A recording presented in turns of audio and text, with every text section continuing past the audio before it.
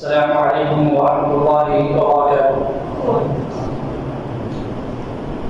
إن الحمد لله نحمده ونستعينه ونستغفره ونؤمن به ونتوكل عليه ونعوذ بالله من شرور أنفسنا ومن سيئات أعمالنا. من يهده الله فلا مضل له ومن يضلل فلا هادي له، وأشهد أن لا إله إلا الله وحده لا شريك له، وأشهد أن محمدا عبده ورسوله أرسله بالحق بشيرا ونذيرا وداعيا إلى الله بإذنه وسراجا منيرا. أما بعد فإن خير الحديث كتاب الله وخير الهدي هدي محمد صلى الله عليه وسلم، وشر الأمور محدثاتها وكل محدثة بدعة وكل بدعة ضلالة وكل ضلالة في النار. أعوذ بالله السميع العليم من الشيطان الرجيم. بسم الله الرحمن الرحيم. يا أيها الذين آمنوا اتقوا الله حق تقاته ولا تموتن إلا وأنتم مسلمون. يا أيها الناس اتقوا ربكم الذي خلقكم من نفس واحدة وخلق منها زوجها وبث منهما رجالا كثيرا ونساء، واتقوا الله الذي تساءلون به والأرحام إن الله كان عليكم رقيبا. يا أيها الذين آمنوا اتقوا الله وقولوا قولا سديدا يصلح لكم أعمالكم ويغفر لكم ذنوبكم، ومن يطع الله ورسوله فقد فاز فوزا عظيما. ثم أما بعد، قال الله تعالى: يا أيها الذين آمنوا اتقوا الله وابتغوا إليه الوسيلة وجاهدوا في سبيله لعلكم تفلحون. وقال الله تعالى في موضع آخر: ألا لله الدين الخالص والذين اتخذوا من دونه أولياء ما نعبدهم إلا ليقربونا إلى الله زلفى. وقال تعالى: ولا تدع من دون الله ما لا ينفعك ولا يضرك فإن فعلت فإنك إذا من الظالمين. وقال النبي صلى الله عليه وسلم: أسألك بكل اسم هو لك. مسند أحمد. लायक एहतराम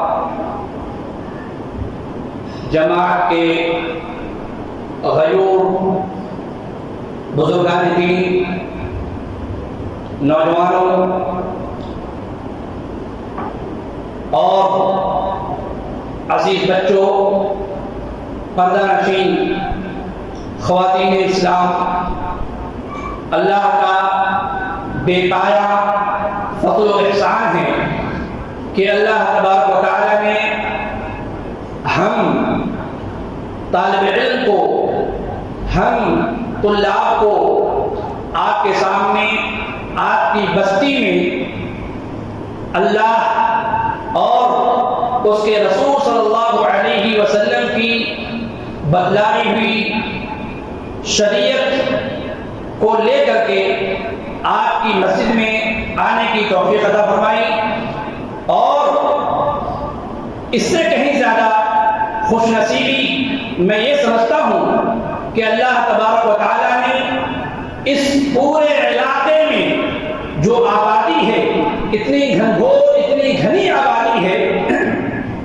اس آبادی میں آپ جو سامعین یہاں بیٹھے علماء کرام کے بیانات اور علماء کرام کی دین اور شریعت کی باتوں کو سن رہے ہیں، یہ کم فیض یابی اور کم یہ تو کیا نام ہے خوش نصیبی نہیں ہے، یہ بڑی خوش نصیبی اور بڑی خوش بختی کی بات ہے کہ اللہ تعالیٰ نے ان تمام میں آپ کو چوائس کیا، آپ کو منتخب کیا، اور آپ بھی اگر چاہتے تو دیگر لوگوں کی طرح شاہراہوں پر، ہوٹلوں میں اور دیگر لہو و لعب کی چیزوں میں خود کو مصروف کر سکتے تھے، لیکن اللہ تبارک و تعالیٰ نے آپ کے مقدر میں یہ چیزیں لکھی کہ نہیں، اتوار ہے تو کیا ہوا، چلو چلتے ہیں۔ اس تعلق سے امام صاحب نے اعلان کر دیا ہے، پوسٹر ہم نے دیکھ لیا ہے، چلو چل کر کے کچھ دیر، گھنٹے دو گھنٹے اللہ اور اللہ کے رسول صلی اللہ علیہ وسلم کی دین کی باتیں سنتے ہیں۔ ہو سکتا ہے کہ اللہ تبارک و تعالیٰ ان باتوں کو سننے کے بعد ہماری زندگی بدل دے، تو بڑی خوش نصیبی ہم علماء کرام، ہم طلباء نظام کے لیے بھی ہے، اور اتنی خوش نصیبی آپ تمام سامعین کے لیے بھی ہے۔ اللہ سے دعا ہے کہ الہ العالمین ہم تمام کا یہاں بیٹھنا، سننا، سنانا اپنی بارگاہ میں شرف قبولیت سے نوازے، اور اپنی بارگاہ میں اسے قبول و منظور فرمائے، اور اس بیٹھنے کو جس طریقے سے ہم آج دین کی مجلس میں بیٹھے ہوئے ہیں، الہ العالمین ہمیں جنت الفردوس کا مقیم بنائے، اور جنت الفردوس میں ایسے ہی ہمیں سب کو ساتھ جگہ نصیب فرمائے، آمین، تقبل یا رب العالمین۔ آپ نے اشتہار اور امام صاحب کے اعلان کے ذریعے سے اس چیز کو جانا ہے کہ مجھ طالب علم کا جو موضوع ہے، جو ٹاپک ہے، جس موضوع کو لے کر کے، جس ٹاپک کو لے کر کے میں آپ کے سامنے کھڑا ہوں اور حاضر ہوں، وہ ٹاپک ہے وسیلہ کی شرعی حیثیت۔ وسیلہ کی شرعی حیثیت یعنی وسیلہ کا شریعت اسلامیہ میں اس کی حیثیت، اس کا مقام و مرتبہ کیا ہے، اس تعلق سے انشاءاللہ کچھ دیر آپ کے سامنے ہم گفتگو کریں گے۔ قبل اس کے کہ ہم اپنی اس وسیلے کی شرعی حیثیت کو آپ کے سامنے بتلائیں، مناسب ہے اور ضروری سمجھتا ہوں کہ لفظ وسیلہ جو ہم میں کے تقریباً ہر دن شعور جو مسلمان ہیں گاہے بگاہے خطبہ جمعہ، دروس، محاضرات میں اور تقریروں میں یہ لفظ ہماری سماعت سے ٹکراتا ہوگا۔ علماء کرام سے ہم نے بارہا وسیلہ وسیلہ سنا ہے۔ آئیے جانتے ہیں کہ وسیلہ کا معنی، اس کا میننگ کیا ہے، اس کا مطلب کیا ہے، تاکہ ہمیں گفتگو کو آگے سمجھنے اور سمجھانے میں میرے لیے بھی اور آپ کے لیے بھی آسانی ہو۔ وسیلہ کا لغوی معنی ڈکشنری کے اعتبار سے وسیلہ کہتے ہیں مطلوب تک تقرب حاصل کرنا، جو ہمارا مطلوب ہے، جہاں تک ہم رسائی کرنا چاہتے ہیں، جہاں تک ہم پہنچنا چاہتے ہیں، اس کی قربت حاصل کرنا اور شوق رغبت کے ساتھ اس تک پہنچنا، یہ ڈکشنری کے اعتبار سے وسیلہ کا معنی ہے۔ کیا معنی ہے ڈکشنری کے اعتبار سے؟ لغت کے اعتبار سے کیا معنی ہے کہ مطلوب تک تقرب حاصل کرنا اور شوق و رغبت کے ساتھ اس تک پہنچنا، یہ ہے ڈکشنری میں وسیلہ کا معنی۔ اب ہم یہ جانتے ہیں کہ وسیلہ کا شرعی نقطہ نظر سے شریعت کی اصطلاح میں وسیلہ اس معنی میں استعمال ہوا ہے۔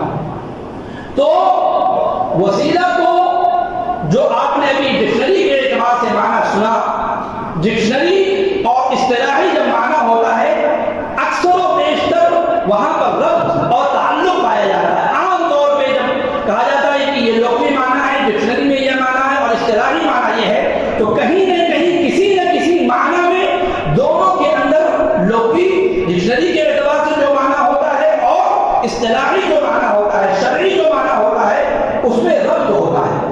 ابھی آپ نے لغت میں یہ معنی سمجھا کہ تقرب حاصل کرنا، وسیلہ ذریعہ واسطہ، تقرب حاصل کرنا، قربت حاصل کرنا، جہاں تک آپ اپنی رسائی چاہتے ہیں اس کے لیے بیچ میں واسطہ بنانا، ذریعہ بنانا۔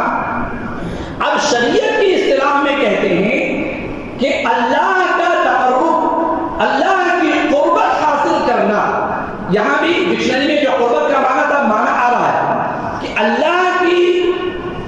اللہ کا قربت، اللہ سے قریب ہونا، اللہ کا تقرب حاصل کرنا، کس چیز کے ذریعے سے؟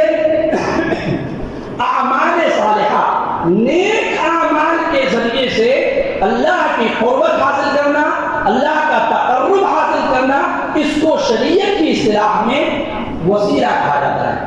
کیا کہا جاتا ہے؟ وسیلہ۔ وسیلہ کا شرعی معنی کیا ہوا، اصطلاحی معنی کیا ہوا کہ نیک اعمال کے ذریعے سے اللہ کی کا تقرب حاصل کرنا، اللہ سے قریب ہونا اور اللہ کی خوشنودی حاصل کرنا، یہ معنی ہے وسیلہ کا، یہ معنی ہے وسیلہ کا۔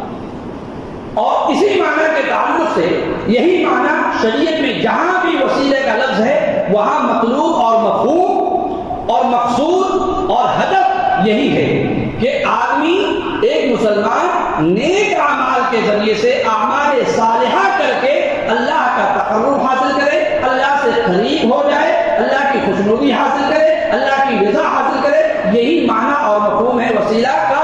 شریعت میں جہاں بھی لفظ ہے یہی معنی اور مفہوم ہے۔ خطبہ مسنونہ کے بعد جو میں نے آیت کریمہ پیش کی ہے، یہ وسیلے کے باب میں، وسیلے کے چیپٹر میں یہ اصل کی حیثیت رکھتی ہے۔ کس کی حیثیت رکھتی ہے؟ بنیادی حیثیت رکھتی ہے، اساس کی حیثیت رکھتی ہے یہ آیت کریمہ۔ کیا فرمایا اللہ تبارک و تعالیٰ نے اس آیت کریمہ میں؟ فرمایا یا ایھا الذین آمنوا، اے ایمان والو، اے ایمان والو، وہ لوگ جو ایمان لائے ہو، اتقوا اللہ، اللہ سے ڈرو، اللہ سے خشیت اختیار کرو، اللہ کا تقوی اختیار کرو، اللہ سے ڈرتے رہو، وابتغوا الیہ الوسیلہ، اور اس کی طرف یعنی اللہ کی طرف، اللہ کا تقرب حاصل کرنے کے لیے اس کی طرف وسیلہ اختیار کرو۔ کیا اختیار کرو؟ وسیلہ اختیار کرو۔ اور وسیلہ کو ابھی آپ نے اصطلاح میں معنی سمجھا ہے کہ کیسے اللہ کا تقرب حاصل کرنا ہے، نیک اعمال کے ذریعے سے۔ یہاں حکم دیا جا رہا ہے کہ اے ایمان والو، اللہ سے ڈرو اور اس کی طرف وسیلہ تلاش کرو۔ اس کی طرف کیا کرو؟ وسیلہ تلاش کرو۔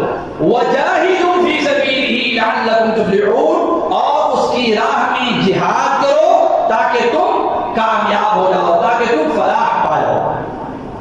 اس آیت کریمہ میں اب وہ معنی جو آپ نے اصطلاحی طور پر میں نے بتایا ہے کہ اصطلاحی معنی وسیلہ کا کیا ہے، اس کو ذہن میں رکھیں تاکہ گفتگو انشاءاللہ آگے سمجھ میں اسی کے لحاظ سے آئے گی۔ اس آیت کریمہ کی تفسیر میں اکثر و بیشتر مفسرین نے یہی لکھا ہے، اس آیت کی تفسیر میں وابتغوا الیہ الوسیلہ، اس آیت کا یہ جو ٹکڑا ہے وابتغوا الیہ الوسیلہ، اس ٹکڑے کی تفسیر میں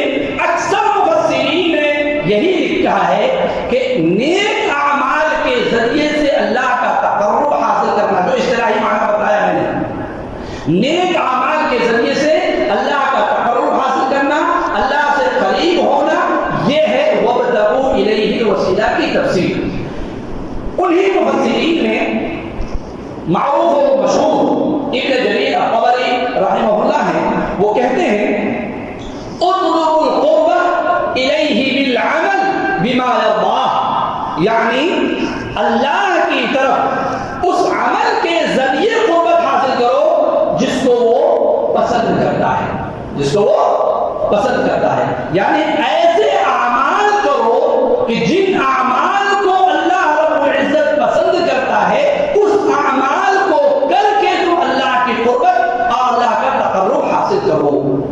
اسی طریقے سے اسی معنی کی تفسیر ابن کثیر رحمہ اللہ اپنی تفسیر میں بیان کرتے ہیں، وہ فرماتے ہیں کہ اس کی فرمانبرداری کر کے ان اعمال کے ذریعے سے جن اعمال کو کرنے کے بعد ہمارا رب ہم سے راضی ہوتا ہے، ایسے اعمال کو کر کے اس کا تقرب حاصل کیا جائے۔ یہ ابن کثیر رحمہ اللہ اپنی تفسیر میں اس آیت کی تفسیر کرتے ہیں۔ تفسیر ابن کثیر جو اس نام سے عام و خاص کے یہاں معروف ہے، تفسیر القرآن العظیم جو اس کا اصل نام ہے، لیکن تفسیر ابن کثیر کے نام سے عام طور پر لوگ جانتے ہیں۔ اور ابن جریر کی کا جو قول میں نے بتایا پہلے کہ اطلبوا القرب الیہ بالعمل بما یرضاہ، یہ تفسیر ابن جریر الطبری کی معروف جامع البیان ہے، اس کے اندر یہ تفسیر ذکر کرتے ہیں۔ اس کے ان دونوں کے علاوہ دیگر مفسرین بھی جو ہیں ان تمام کا تقریباً اس بات پر اتفاق ہے، اس جملے کی تفسیر پر اتفاق ہے کہ وسیلہ سے مقصود یہی ہے کہ نیک اعمال کے ذریعے سے اللہ کا تقرب، اللہ کی خوشنودی حاصل کی جائے، اس سے قریب ہوا جائے۔ تو یہ ہے وسیلہ کا معنی اور مفہوم۔ اب آئیے آگے چلتے ہیں کہ جب یہ ہمیں پتہ چل گیا کہ وسیلہ نیک اعمال کے ذریعے سے، ایسے اعمال کے ذریعے سے ہم اللہ کا تقرب حاصل کریں جن اعمال کو کرنے کے بعد ہمارا رب ان اعمال سے راضی ہوتا ہے، تو وہ اعمال کون سے ہیں؟ وہ اعمال کون سے ہیں؟ وہ کون سے ایسے اعمال ہیں کہ جس کو کر کے ہم وسیلہ اختیار کریں، اللہ کا تقرب اختیار کریں، اللہ کی قربت، اللہ کا قربت اختیار کریں اللہ کی، وہ کون سے اعمال ہیں؟ تو بطور مثال چند ایک اعمال کو آپ کے سامنے ذکر کرتا ہوں۔ سب سے بنیادی جو چیز ہے، بنیادی جو عمل ہے کہ جو جس پر تمام ہی اعمال کا دار و مدار ہے، اس کے بغیر کوئی بھی عمل اللہ کے ہاں قابل قبول نہیں ہے، وہ کون سا عمل ہے؟ کون بتائیں گے؟ سب سے بنیادی چیز توحید۔ ماشاء اللہ تبارک اللہ، سب سے بنیادی چیز کیا ہے؟ توحید۔ توحید و رسالت کی شہادت دینا یہ سب سے بنیادی عمل ہے، سب سے پہلا عمل ہے۔ اگر یہ ہماری زندگی میں نہیں ہے اور ہماری زندگی میں باقیہ سارے اعمال ہیں، پکے نمازی ہیں، پکے حاجی صاحب ہیں، پکے روزے دار ہیں، توحید سے ہماری زندگی خالی ہے اور رسالت کی شہادت سے ہماری زندگی خالی ہے، رسالت کی گواہی ہماری زندگی میں نہیں ہے، توحید ہمارے اندر توحید ہے ہی نہیں، توحید کی چڑیے کا نام ہے ہم نے سمجھا ہی نہیں، تو پھر وہ زندگی بھر کی عبادت، زندگی بھر کا روزہ رکھنا، زندگی بھر کا حج کرنا، زندگی بھر کا حاجی صاحب کہلانا، سب کیا ہے؟ بیکار ہے، اس کی اللہ کے ہاں کوئی قدر و قیمت نہیں ہے۔ تو سب سے بنیادی جو عمل ہے جس سے اللہ تبارک و تعالیٰ راضی ہوتا ہے وہ کیا ہے؟ توحید اور رسالت کی گواہی دینا۔ اور یہ کس چیز کا ذریعہ ہے؟ توحید اور رسالت کی گواہی دینا، یہ اللہ کی رضا، اللہ کی خوشنودی، اللہ کے تک پہنچنے کا یہ وسیلہ ہے۔ اور اسی طریقے سے یہ وسیلہ جنت میں داخل ہونے کا ذریعہ بھی ہے کہ اگر کوئی موحد ہے، توحید والا ہے، اس کا ایمان رسالت پر ہے، اللہ کے رسول صلی اللہ علیہ وسلم کو خاتم النبیین قولی اور فعلی طور پر مانتا ہے، لا الہ الا اللہ کی اس نے شہادت دی ہے، قولی طور پر بھی فعلی طور پر بھی، من قال لا الہ الا اللہ دخل الجنہ، کہ جس نے زبان سے صرف لا الہ الا اللہ کہنا نہیں، جو لا الہ الا اللہ کے مقتضیات ہیں، جو اس کے تقاضے ہیں، اگر اس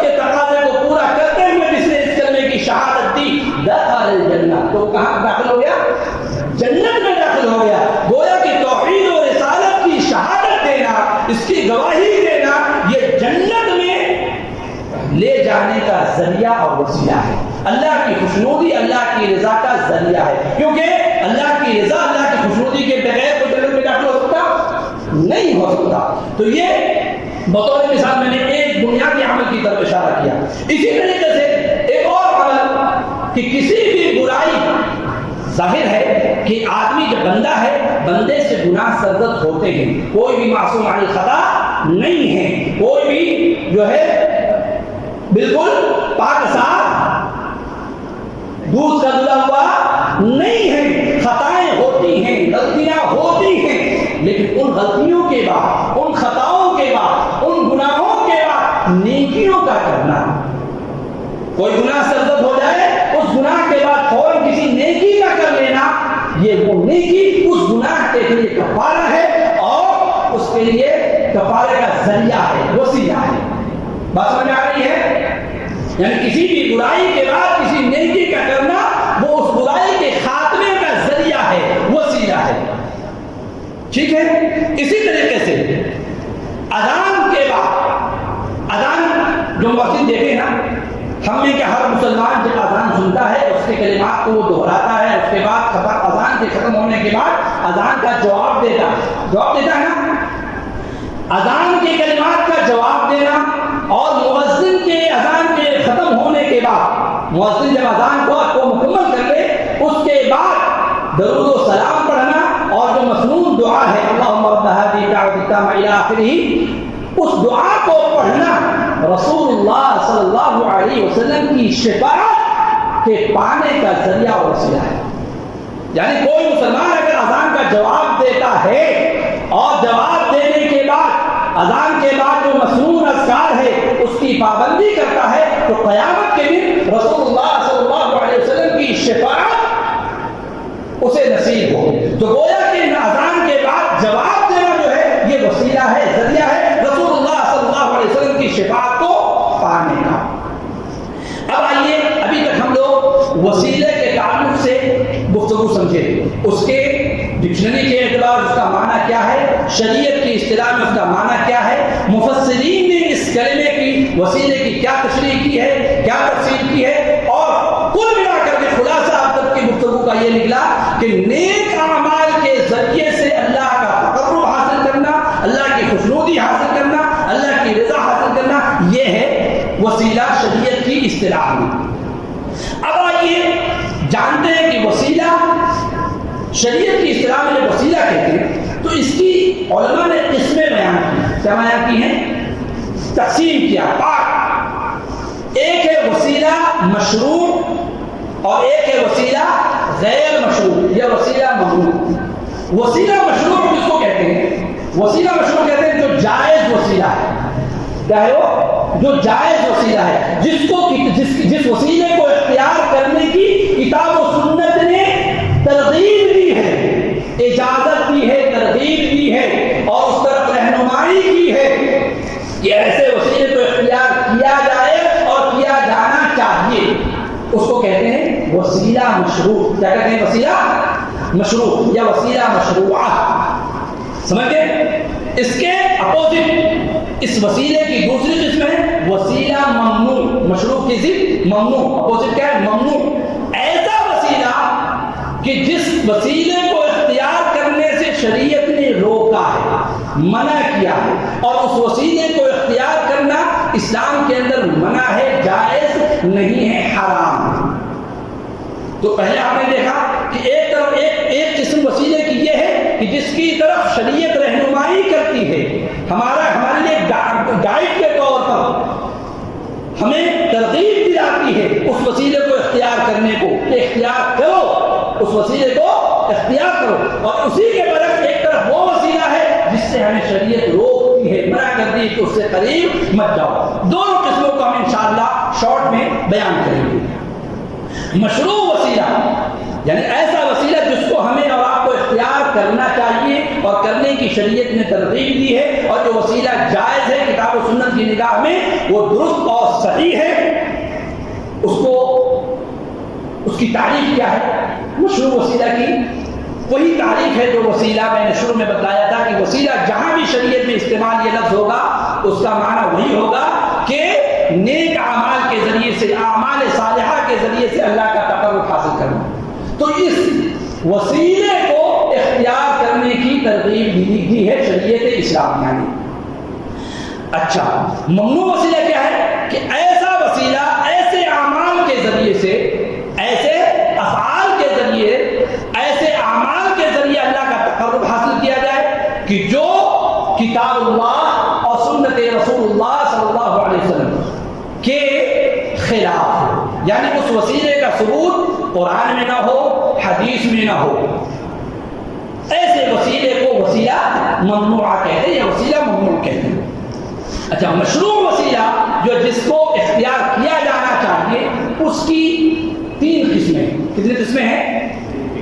یا 3 صورتیں ہیں جو آپ کو 3 صورتیں ہیں یا 3 قسمیں ہیں کہ جس کو آدمی اختیار کرے اور کرنا چاہیے. یہ مشروع وسیلہ کی 3 صورتیں ہیں، 3 قسمیں ہیں. پہلی قسم مشروع وسیلہ کی یہ ہے کہ جس کی طرف شریعت نے ہمیں رہنمائی کی ہے، گائیڈ جو ہے کیا ہے اور ترغیب دی ہے، وہ کیا ہے؟ اسماء حسنہ. اللہ تبارک و تعالیٰ کے جو بہترین نام ہیں، جو بہترین اس کے جو بہترین صفات ہیں، اللہ تبارک و تعالیٰ نے، اللہ تعالیٰ کو یہ پسند ہے کہ ان کو ان کے ناموں کے ساتھ پکارا جائے، ان کے بہترین صفات کے ساتھ پکارا جائے، ان کو ان کے بہترین صفات اور ناموں کے ساتھ ان سے مانگا جائے اور طلب کیا جائے. اس کو کہتے ہیں اسماء حسنہ. اسماء حسنہ.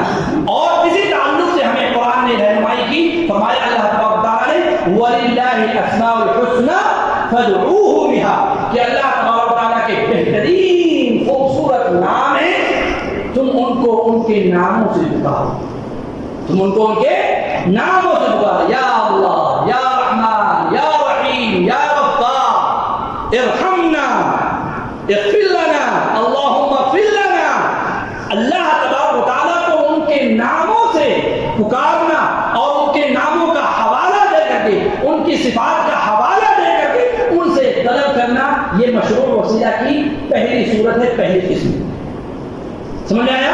اور اسی تعلق سے اللہ کے رسول صلی اللہ علیہ وسلم کی پیاری ایک چھوٹی سی حدیث میں نے آپ کے سامنے خطبے کے بعد پیش کی تھی. فرمایا اللہ کے رسول صلی اللہ علیہ وسلم نے اسألک بکل اسم هو لک، اے اللہ میں تجھ سے سوال کرتا ہوں. میں اللہ کے رسول صلی اللہ علیہ وسلم کیا کہہ رہے ہیں؟ اے اللہ میں تجھ سے مانگتا ہوں، سوال کرتا ہوں تیرے ہر وہ نام کے ذریعے سے جو تیرے شایان شان ہے، جو تیرے لائق ہے، تجھے میں ان ناموں سے پکارتا ہوں.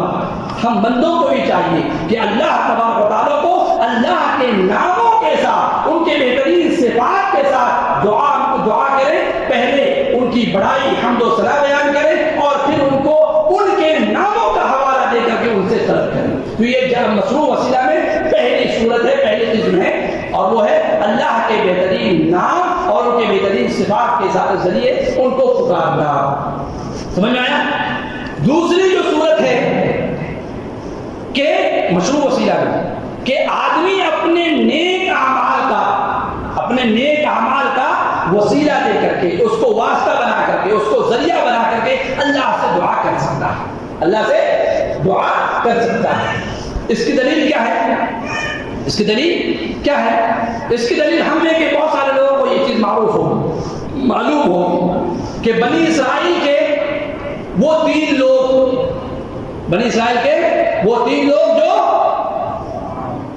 غار میں بارش اور آندھی اور طوفان کی وجہ سے غار میں گئے اور غار کا ڈھکن بند ہو گیا. تینوں نے کیا کیا تھا؟ اپنے نیک اعمال کا وسیلہ دے کر کے اللہ سے دعا کی. پہلے نے دعا کی تھوڑا سا کھسکا ڈھکن، دوسرے نے دعا کی تھوڑا سا کھسکا، تیسرے نے دعا کی پورا غار کا ڈھکن کیا ہے؟ کھسک گیا. تو نیک اعمال کے ذریعے سے اس کو وسیلہ بنا کر کے اللہ سے دعا کرنا، یہ بھی مشروع وسیلہ ہے. اور یہ دوسری صورت ہے، دوسری قسم، یہ بھی جائز ہے. یہ بھی کیا ہے؟ یہ دونوں صورتیں جائز ہیں. تیسری صورت ایک اور ہے جو قدر تفصیل ہے، اس میں تھوڑا سا میں وقت لوں گا آپ کا، کہ مشروع وسیلہ میں تیسری جو صورت ہے کہ کسی بھی ایسے شخص سے جو نیک ہو، اللہ والا ہو، تقوی شعار ہو، متقی ہو، پرہیز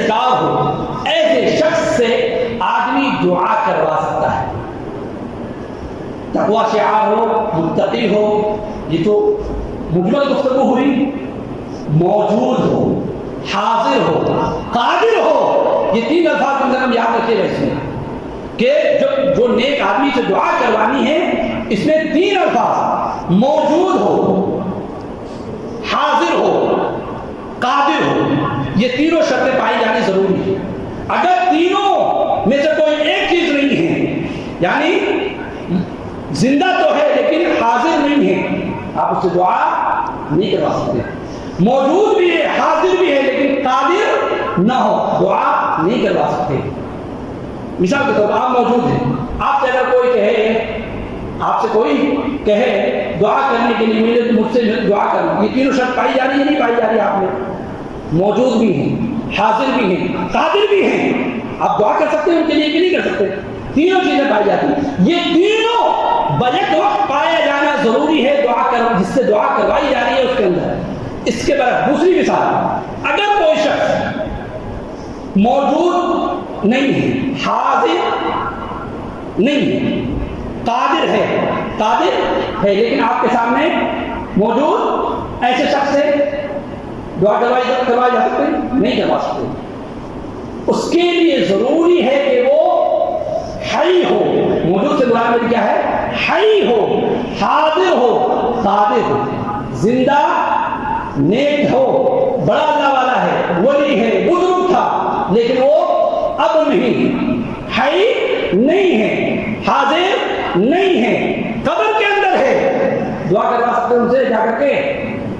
ہاں، نہ تو وہ حی ہے، نہ حاضر ہے، نہ قادر ہے۔ یہ تینوں الفاظ یاد رکھیے کہ دعا کروانے کے لیے یہ تینوں الفاظ کا اس کے اندر، سامنے والے کے اندر بیک وقت پایا جانا ضروری ہے۔ حی بھی ہو، حاضر بھی ہو، قادر بھی ہو۔ قادر آپ کہہ سکتے ہیں، قادر کا مطلب یعنی جو چیز آپ اس سے طلب کر رہے ہیں اس پر وہ قدرت رکھتا ہو۔ آپ اس سے اولاد طلب کر رہے ہیں، دے سکتا ہو؟ نہیں سکتے۔ ہم بیٹھے 20 لاکھ ان سے طلب کریں، دے سکتے؟ نہیں دے سکتے۔ تو قدرت رکھنا یہ بھی ضروری ہے کہ سامنے والے کے اندر وہ قدرت ہو، حی ہو، حاضر ہو۔ اور خصوصیت کے ساتھ دو جو الفاظ ہیں، حی اور حاضر، یہ بڑی بنیادی چیز ہے کہ جس کو آدمی ذہن میں رکھے۔ تو جو تیسری صورت ہے جائز وسیلہ میں، مشروع وسیلہ میں، وہ ہے کہ نیک اور صالح آدمی سے دعا کرنا۔ اس کی دلیل کیا ہے؟ کوئی بھی چیز بغیر دلیل کے تو قبول نہیں نہ ہے اسلام کے اندر۔ دلیل کیا ہے؟ دلیل معروف و مشہور، یہ بھی چیزیں آپ لوگوں نے سنی ہوں کہ عمر بن خطاب رضی اللہ عنہ کے دور خلافت میں مدینے میں جب 10 سالی نازل ہوئی تو کہاں گئے عمر بن خطاب؟ کس سے دعا کروائی؟ عباس رضی اللہ عنہ جو اللہ کے رسول صلی اللہ علیہ وسلم کے چچا تھے، ان کے پاس گئے اور کیا کہا کہ جب اللہ کے رسول صلی اللہ علیہ وسلم زندہ تھے تو ہم ان سے دعائیں کرواتے تھے۔ پتہ یہ چلا کہ اب اللہ کے رسول صلی اللہ علیہ وسلم نہ حی ہے نہ حاضر، نہ حی ہے، اور یہ بھی پتہ چلا کہ کوئی کتنا بھی بڑا ولی ہو اگر دنیا سے چلا گیا ہے تو اب ان سے دعا نہیں کروائی جا سکتی، ان کے واسطے سے نہیں مانگ سکتے۔ لہذا عباس رضی اللہ عنہ کے پاس گئے اور کہا کہ آپ دعا کر دیجیے۔ کیا کہا؟ آپ دعا کر دیجیے۔ تو نیک اور صالح آدمی سے دعا کروانا یہ جائز ہے، اور اس کو یہ مشروع وسیلہ میں یہ تیسری صورت ہے۔ اسی طریقے سے اس تیسرے شق کی یہ جو تیسرا یعنی نیک آدمی سے دعا کروانے کے تعلق سے ایک اور حدیث اس تعلق سے ہمیں ملتی ہے جو ترمذی کی روایت ہے۔ اللہ کے رسول فرماتے ہیں ان رجلا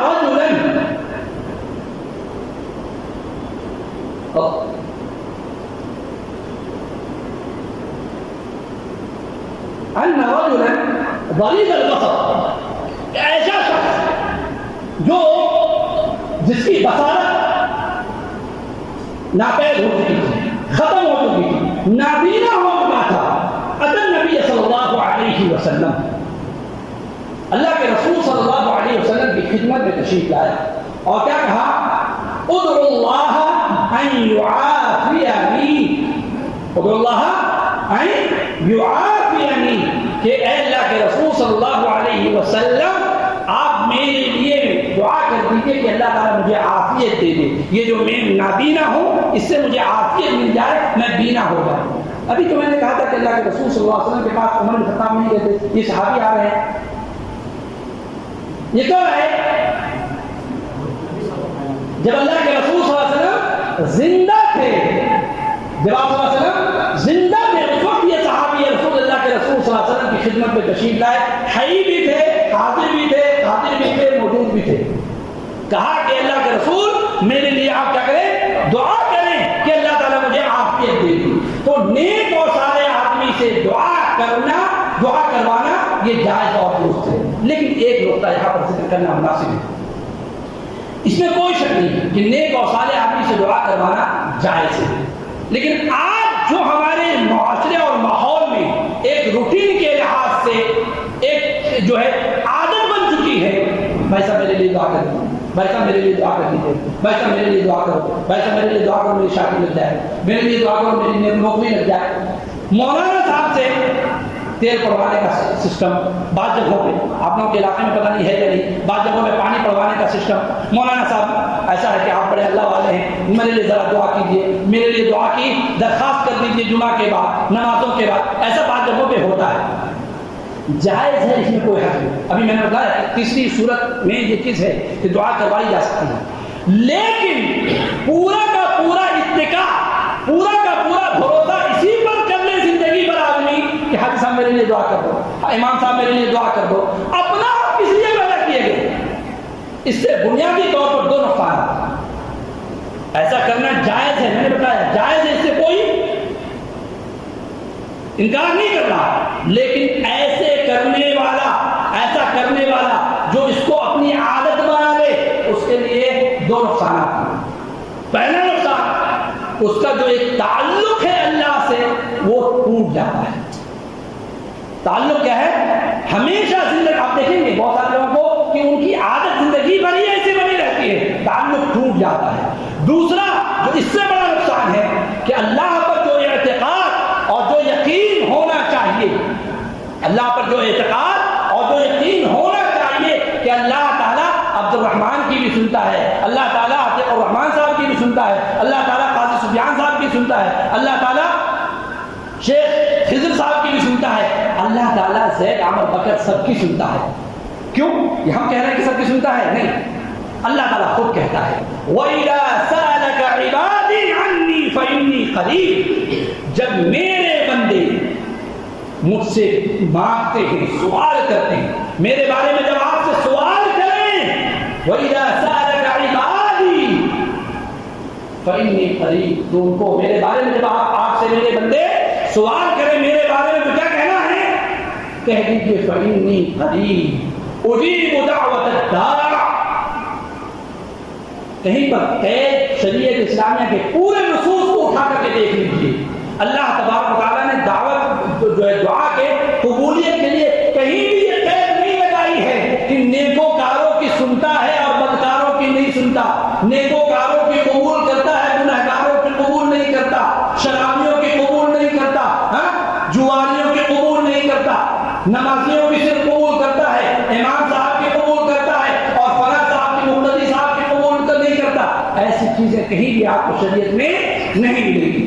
تو ہمیشہ جب آدمی مولانا سے، حافظ صاحب سے، قاری صاحب سے، حاجی صاحب سے ہی اگر دعا کرواتا رہتا ہے تو اس کا جو یقین اللہ پر ہونا چاہیے یا جس طریقے کا یقین ہونا چاہیے وہ اس میں اعتقاد میں کمی واقع ہو جاتی ہے. تو یہ دوسرا نقصان ہے. ایک تو اس کا تعلق جو ہے ربط جو ہونا چاہیے بندے اور اللہ کے درمیان وہ ربط ٹوٹ جاتا ہے، اور دوسرا نقصان کیا ہوتا ہے کہ جو اللہ پر یقین ہونا چاہیے کہ یقین رکھے بندہ کہ جس طریقے سے عبد الرحمن کی اللہ سنتا ہے اس طرح زید کی بھی سنتا ہے، اس طرح بکر کی بھی سنتا ہے. اس کے سننے میں، اس کے قبول کرنے میں کوئی فرق نہیں. مانگو تو صحیح، مانگو. اس کی مثال آپ کو مل جائے گی، آپ کو خود و جواب باتیں مولانا صاحب کے لیے پڑھوانے کے لیے پر اس کو ذرا سمجھ کر دیجیے. بھائی مولانا صاحب سورۃ الفاتحہ ہی پڑھتے، آیت الکرسی پڑھتے، تینوں قل ہی پڑھتے، آپ کو سورۃ الفاتحہ آ جاتی؟ آپ سورۃ الفاتحہ پڑھ کے کیوں نہیں کر سکتے؟ سورۃ البقرہ پڑھ کے آپ گھر میں اگر کوئی پریشانی تو آپ کیوں نہیں کر سکتے؟ وہ اس لیے کہ آپ کو، آپ کا جو وشواس ہے، آپ کا جو بھروسہ ہے اللہ پر یا اپنے اوپر جو آپ ہم گنہگار ہیں، ہمارے تو سنتا ہی نہیں اللہ تعالیٰ. بھائی آپ نے مانگا ہی کب؟ آپ نے اللہ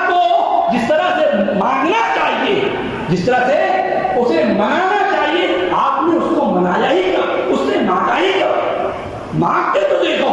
اس لیے یہ بنیادی طور پر دو نقطے جو میں نے ذکر کیے ہیں، یہ واقعتاً یہ ماحول اور معاشرے میں یہ عادت بہت ایسی پکڑ چکی ہے، جب پکڑ چکی ہے کہ آدمی دوسروں سے دعا کروانے میں تو بہت تیز ہے، ماشاءاللہ بہت تیز ہے، کچھ بھی دوسرے کا کام کر دیا، نہیں آپ اس کے بدلے میں کچھ نہیں، بس میرے لیے دعا کرنا، میرے لیے دعا کرنا۔ یہ دعا کروانے والا جو سسٹم ہے نا، اس کو بدلنا چاہیے، اس کو بدلنا چاہیے، خود اللہ سے قریب ہونا چاہیے۔ تو یہ تین صورتیں تھیں جو مشروع وسیلے میں تھی، اس میں تھی مشروع وسیلے میں، یعنی جس کی طرف اسلام نے ترتیب دی ہے، اسلام نے اس کو جائز قرار دیا ہے۔ پہلی صورت کہ اللہ کو ان کے ناموں کے ساتھ، ان کے صفات کے ساتھ پکارا جائے، دوسری کہ اپنے نیک اعمال کا ذریعہ جو کو ذریعہ بنا کر کے، واسطہ بنا کر کے اللہ کو پکارا جائے، اس سے مانگا جائے، اور تیسری صورت کوئی بھی نیک اور صالح آدمی، متقی آدمی، پرہیزگار آدمی ہو تو اس سے دعا کروائی جا سکتی ہے، کروانی چاہیے، لیکن اس کو عادت نہیں بنانی چاہیے۔ اب اس کے اپوزٹ جو دوسری قسم ہے ممنوع وسیلہ، اس کو بھی سرسری طور پر آپ کے سامنے ذکر کر دوں۔ ممنوع وسیلہ کہ جس کو اسلام نے منع کیا ہے، جس کو اختیار نہیں کرنا چاہیے، جس کو اختیار کرنا حرام ہے۔ اس کی پہلی جو صورت ہے، اس کے بھی چند صورتیں ہیں، چند اقسام ہیں۔ پہلی صورت یہ ہے کہ کسی کی ذات کو تقرب الہی، اللہ کی قربت اور دعا کی قبولیت کے لیے وسیلہ بنائے، کسی شخصیت کو اللہ اور اپنے دعا کے درمیان وسیلہ بنایا جائے، یہ درست نہیں ہے۔ کیوں؟ اس لیے کہ ایسا وسیلہ اختیار کرنا کیا ہے؟ حرام۔ ایسا وسیلہ اختیار کرنا کیا ہے؟ حرام ہے۔ دلیل کیا ہے؟ فرمایا قرآن کریم کی آیت کریمہ جو خطبے کے بعد میں نے پیش کی تھی، وَالَّذِينَ اتَّخَذُوا مِن دُونِهِ أَوْلِيَاءَ مَا نَعْبُدُوهُمْ إِلَّا لِيُقَرِّبُونَا إِلَى اللَّهِ زُلْفَىٰ، جن لوگوں نے اس کے سوا اور دوست بنائے ہیں، وہ کہتے ہیں کیا؟ ہم ان کو اس لیے پوچھتے ہیں کہ ہم کو اللہ کا وہ مقرب بنا دیں۔ ان کو کس لیے پوچھتے تھے؟ وہ اللہ کا تقرب حاصل کرنے کے لیے، یعنی اپنے اور اللہ کے درمیان وہ واسطہ بناتے تھے۔ ایسی شخصیتوں کو، ایسے بزرگوں کو اللہ کے رسول صلی اللہ تعالیٰ نے فرمایا یہ درست نہیں ہے، بلکہ یہ شرکیہ ہمارے اور حرام۔ کیا یہ حرام ہے۔ یہ پہلی صورت ہوئی۔ اسی طریقے سے ممنوع وسیلہ میں ایک صورت اور ہے، مردوں کو، مردے چاہے وہ نیک رہے وہ زندگی میں یا جو بھی رہے اپنی زندگی میں، ان کو وسیلہ بنانا اپنی دعا اور رب کے درمیان، اس مردے کو وسیلہ بنانا یہ بھی جائز نہیں ہے، اس لیے کہ ان کا اعمال ان کے ساتھ، ان کا اعمال آپ اپنے نیک اعمال کا وسیلہ بنانا یہ جائز ہے۔ ٹھیک ہے، اس کی دلیل کیا ہے کہ مردوں کو وسیلہ آپ نہیں بنا سکتے، ذریعہ نہیں بنا سکتے۔ اللہ تعالیٰ نے فرمایا وَلَا تَدْعُ مِن دُونِ اللَّهِ مَا لَا يَنفَعُكَ وَلَا يَضُرُّكَ فَإِن فَعَلْتَ فَإِنَّكَ إِذًا مِنَ الظَّالِمِينَ۔ وَلَا تَدْعُ مِن دُونِ اللَّهِ، اللہ کے علاوہ کسی اور کو نہ پکارو۔ وَلَا تَدْعُ مِن دُونِ اللَّهِ مَا لَا يَنفَعُكَ، جو تمہیں نفع نہیں دے سکتے، اور وسیلہ کہ نفع ہے یا نہیں، مَا لَا يَنفَعُكَ، تم اللہ کے علاوہ کسی کو نہ پکارو جو تمہیں نہ نفع دے سکتے، وَلَا يَضُرُّكَ، اور نہ تمہیں کوئی نقصان دے سکتے۔ فَإِن فَعَلْتَ فَإِنَّكَ إِذًا مِنَ الظَّالِمِينَ، اگر اس روکنے کے باوجود بھی، منع کرنے کے باوجود بھی ایسا وسیلہ اختیار کرتے ہو، قبروں پر جاتے ہو، چادریں چڑھاتے ہو، قبر والوں کو وسیلہ بناتے ہو، فَإِن فَعَلْتَ فَإِنَّكَ إِذًا مِنَ الظَّالِمِينَ، اگر اس کے روکنے کے باوجود بھی، بیان کرنے کے باوجود بھی اگر تم نے ایسا کیا تو جان لو تم کس میں سے ہو؟ فَإِن فَعَلْتَ فَإِنَّكَ إِذًا مِنَ الظَّالِمِينَ، تو اس وقت تم کس میں سے ہو جاؤ گے؟ ظالموں میں سے ہو جاؤ گے۔ اللہ تعالیٰ ہمیں اور آپ کو اس سے بچائے۔ اسی طریقے سے ممنوع وسیلہ کی ایک صورت یہ بھی ہے کہ کسی کی جاہ و حرمت، کسی کی جاہ و جلال کا واسطہ دے کر کے اللہ کو پکارنا، اللہ کو پکارنا یہ بھی درست نہیں ہے، کیونکہ اللہ پر کسی کا حق، کسی کا دباؤ نہیں ہے۔ میں فلاں کے جاہ کے واسطے، فلاں کے حرمت کے واسطے، میں اپنی اور اپنے دعا کے درمیان اللہ کے رسول صلی اللہ علیہ وسلم کی جاہ و حشمت اور ان کا مرتبہ، ان کی حرمت کا واسطہ دے کر کے تجھ سے جو ہے میں مانگتا ہوں، یہ درست نہیں ہے۔ کیوں؟ اس لیے کہ اللہ پر کسی کا دباؤ نہیں ہے، اس لیے کسی کی جو ہے کیا نام ہے حرمت وغیرہ جان اور عظمت اور اس کی حشمت کا حوالہ دے کر کے اللہ کو پکارنا اور اللہ سے دعا کرنا یہ بھی درست اور جائز نہیں ہے، اور یہ ممنوع وسیلہ میں تیسری صورت ہے۔ اسی طریقے سے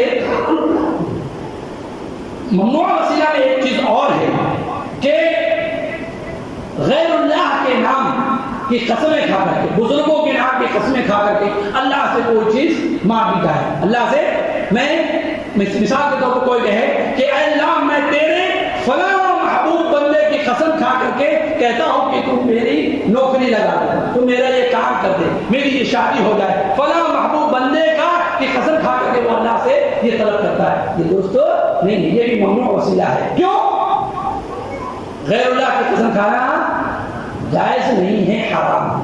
اللہ تبارک تعالیٰ سے دعا ہے کہ الہ العالمین ہمیں اور آپ کو اس مختصر سے وقت میں جو وسیلے کے متعلق گفتگو کی گئی ہے، اللہ تبارک تعالیٰ اس کے مطابق جو جائز وسیلے ہیں اس کو اختیار کرنے کی توفیق عطا فرمائیں، اور جو ممنوع وسیلہ ہے، جو جائز نہیں ہے، حرام ہے، اللہ تبارک تعالیٰ اس سے ہمیں اور دنیا کے تمام مسلمانوں کو دور رہنے کی توفیق عطا فرمائے، اور سب سے پہلے بنیادی طور پر اسے سمجھنے کی توفیق عطا فرمائے۔ اقول قولی ھذا واستغفر اللہ لی ولکم ولسائر المسلمین فاستغفروہ من کل ذنب انہ هو الغفور الرحیم، والسلام علیکم ورحمۃ اللہ وبرکاتہ۔